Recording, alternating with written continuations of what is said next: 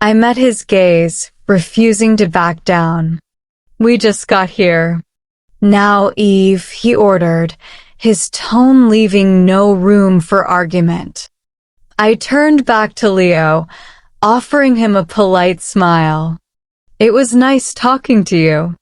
Leo nodded, his eyes flicking between Jason and me with a knowing look. "Likewise. Take care, Mrs. Coleman." As Jason dragged me out of the event, I could feel the anger brimming in him, and it scared me. What if he got violent with me? Back in the suite, the moment we stepped inside, Jason exploded. "What the hell were you thinking?" he yelled, his voice echoing off the walls. I stood my ground, although I was scared to my bones. The look on his face was enough to get anyone terrified. "What do you mean, Dot?" I muttered, unsure of how to respond to the question. He stalked towards me, his eyes blazing with fury. "You don't know what you're getting yourself into, Eve. Leo Blackwood is dangerous. He uses gullible people like you to accomplish his devilish goals." Maybe I shot back. "Jason, you aren't anything different. The last time I checked, you're also using me." His hand shot out, grabbing my wrist and pulling me close. His grip was tight, almost painful, but I didn't flinch. "I do not care about what you think about me, Eve. I never forced you to sign the contract at the beginning." I met his gaze, my heart pounding but my resolve unshaken. "You didn't force me, but you tricked me. You lured me into this. You are definitely worse than Leo Blackwood." For a moment, we were locked in a battle of wills, our faces inches apart, the tension between us crackling like electricity. I could see the conflict in his eyes, the war he was waging within himself. But I refused to let him know that I was scared and was only pretending not to be intimidated by him. Finally, he released my wrist, shoving me away with a curse. "You disgust me, Eve. I wish I never had to choose someone as despicable as you are." I watched him walk away, my heart racing, my emotions a chaotic mess. This was a dangerous game we were playing, and I knew it. I had never planned to get him angry. He looked brutal when he wasn't angry. Getting him angry seemed like I was signing my death warrant. The days passed in a blur of monotony, and I had long since accepted my fate. The initial shock, the anger, the hurt, they were all still there, but buried deep. There was no point in dwelling on them. I had 2 months to get through, and I'd be damned if I spent them fighting a losing battle. Jason was cold, distant, and mean, and that was that. There was no love lost between us, and I wasn't about to waste my energy trying to change him. Every morning was the same.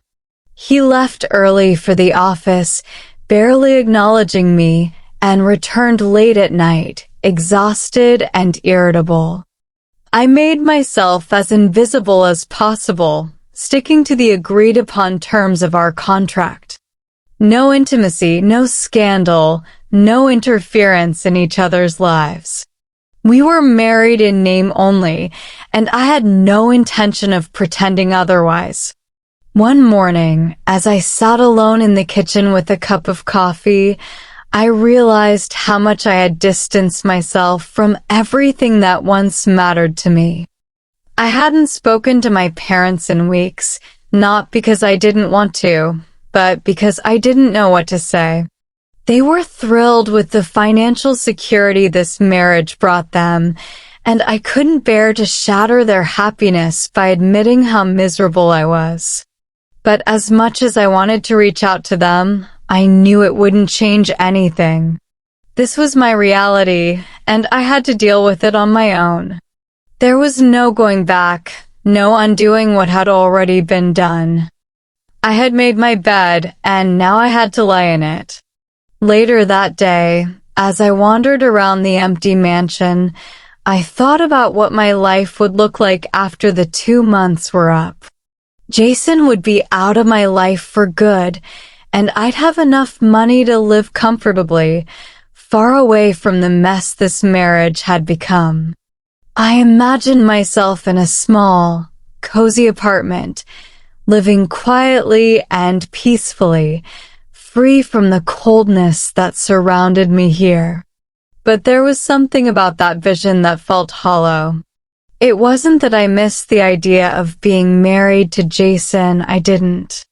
But I missed the sense of purpose, the drive I used to have before all of this. I had once been a woman with dreams, with ambitions, and now I was just waiting. Waiting for time to pass, waiting for this chapter of my life to end.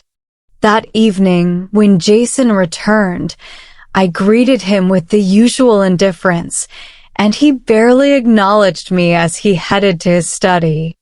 I knew better than to follow him or ask how his day had been. We lived like strangers, and I was content to keep it that way. But as I sat alone in the living room, staring at the flickering flames in the fireplace, I made a decision. I wasn't going to waste the next few weeks just waiting for them to end. I would make use of the time I had, focus on myself, and start planning for the future I wanted. I didn't need Jason's approval or his attention. The following days passed in a strange, unsettling quiet. The kind of quietness that crept into your bones, making you feel uneasy, like something was about to change, but you couldn't quite put your finger on it. Jason and I continued to avoid each other, our paths crossing only when absolutely necessary. Yet, the atmosphere in the mansion felt different, almost charged, as if the walls themselves were waiting for something to break. I began spending more time outside, walking through the gardens that surrounded the mansion. The fresh air helped clear my mind, and the solitude gave me space to think. I realized that while I had been focusing on enduring these 2 months, I had stopped living. I had given up on everything that mattered to me, letting my dreams and ambitions wither away. But now I felt a stirring inside me, a flicker of the old determination I once had. As I was walking one afternoon, I noticed Jason watching me from his study window. His expression was unreadable, but the intensity of his gaze made my heart skip a beat. I quickly looked away, pretending not to notice, but the image of him standing there, staring at me, lingered in my mind. That evening, as I prepared to retreat to my room after dinner, Jason spoke, his voice cutting through the silence. "Eve, wait." I froze, surprised by the unexpected address. It was the first time in days that he had initiated a conversation. I turned to face him, keeping my expression neutral. "Yes." He hesitated for a moment, his eyes narrowing as if he was unsure of what to say next. "Are you happy?" The question caught me off guard. I had expected another fight, another round of biting remarks, not this. I didn't know how to respond. Was I happy? The answer was obvious, but admitting it felt like giving him some sort of power over me. Instead of answering directly, I asked, "Why do you care?" He sighed, running a hand through his hair, clearly frustrated. "I don't. It's just, you seem different." I narrowed my eyes at him, searching for any hidden motives behind his words. Jason was not the kind of man to ask such personal questions without a reason. Different how? He looked away, avoiding my gaze. I don't know. Less annoying. A small, bitter laugh escaped me. Less annoying? That's rich coming from you. He smirked, the tension between us easing slightly. Maybe, but still, I'm curious. Curiosity killed the cat, Jason, I shot back, but there was no malice in my tone, just a tired acceptance of our situation. I turned to leave, but his next words stopped me in my tracks. I miss it, you know. I slowly turned back to him, my brows furrowing in confusion. Miss what? He met my gaze, and for the first time, I saw a flicker of something other than anger or indifference in his eyes. The fights. The arguments. At least then, there was something alive between us. I felt a strange flutter in my chest at his words, a mixture of surprise and something else I couldn't quite name. Are you saying you miss fighting with me? His lips curved into a faint, almost rueful smile. Maybe. It's better than this silence, isn't it? I didn't know how to respond to that. Jason had always been a mystery to me, a man of contradictions. But this admission, this unexpected vulnerability, made me see him in a slightly different light. It was the first time he had hinted that our interactions, no matter how volatile, meant something to him. I took a step closer, testing the waters. So, what do you suggest we do? Go back to arguing like we did before? His smile widened, the tension between us shifting into something almost playful. Maybe not the arguing part, but the fire that I wouldn't mind seeing again.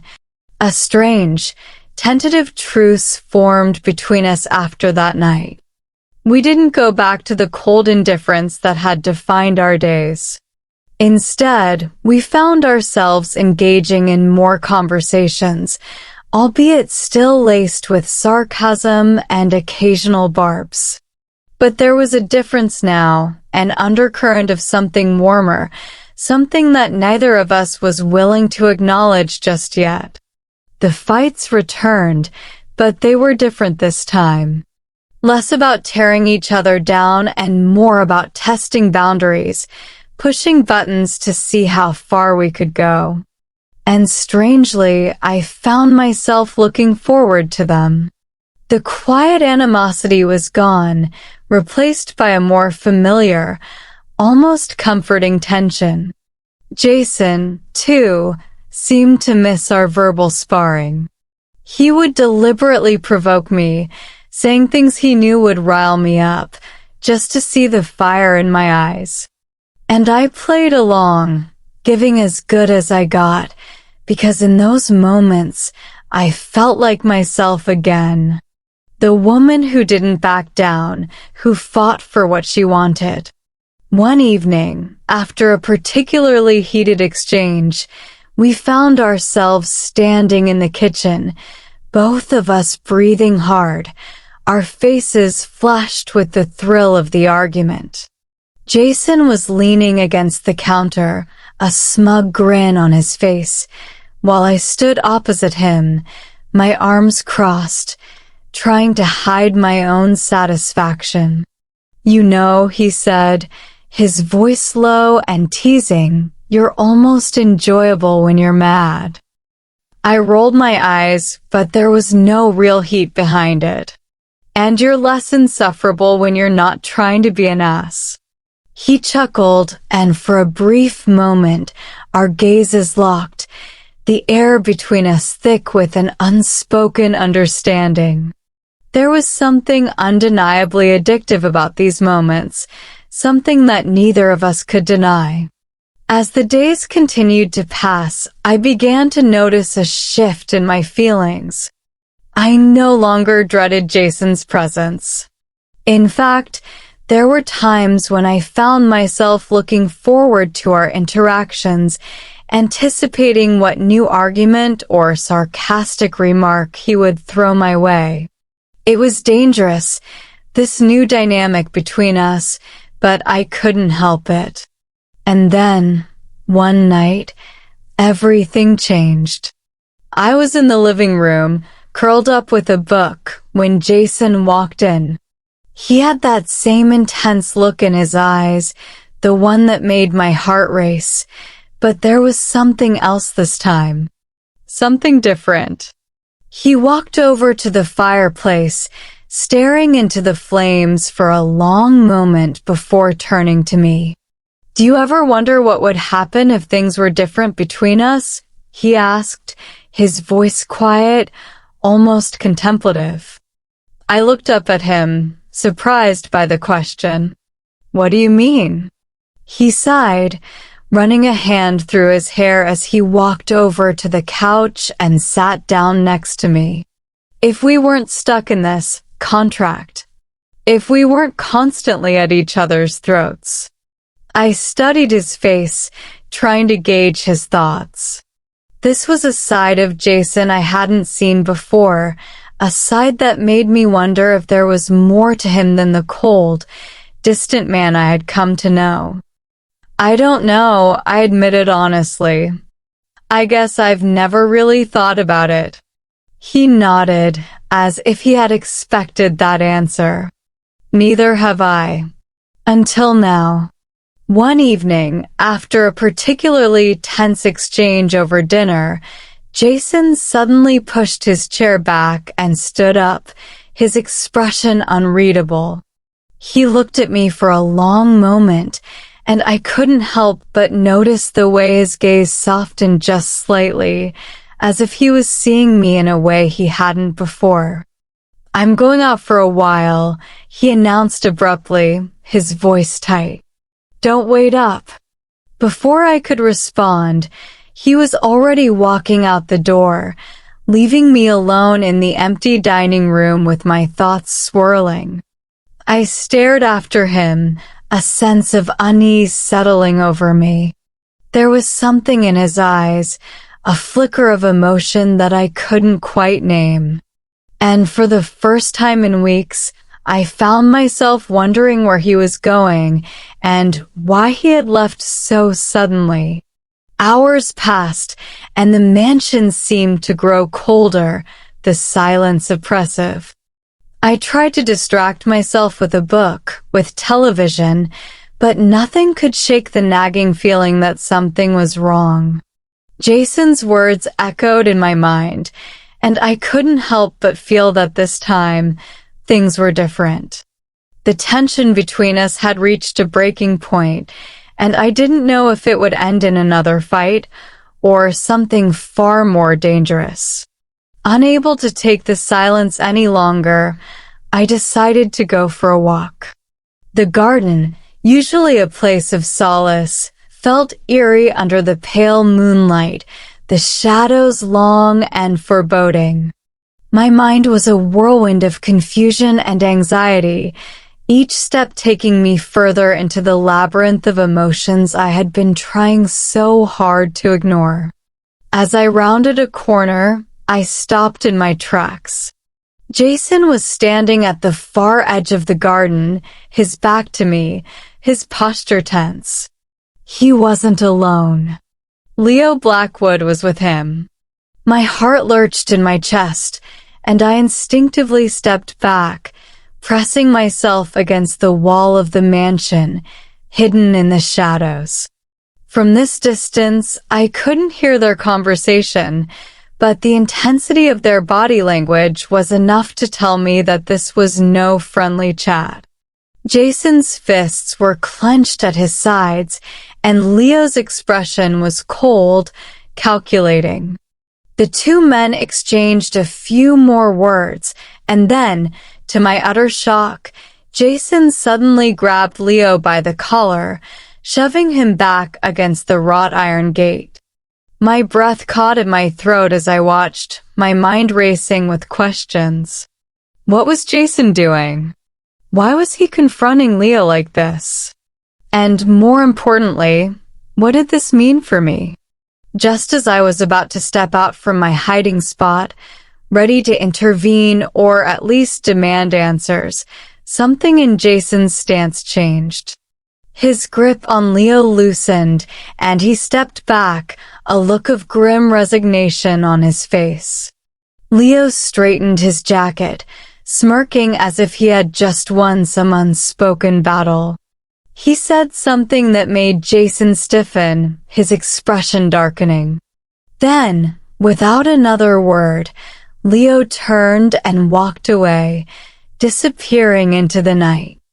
Jason remained where he was, his shoulders slumped, his head bowed.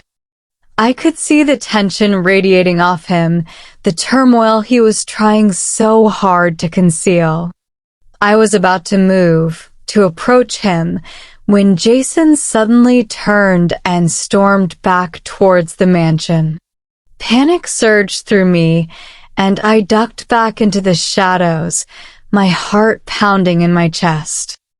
I could hear his footsteps approaching, each one sending a jolt of fear through me. I wasn't ready to face him, not after what I had just seen. Not with the questions burning in my mind. But before I could slip away, Jason rounded the corner and stopped dead in his tracks, his eyes locking onto mine. "Eve," he breathed, his voice low and dangerous. "What are you doing out here?"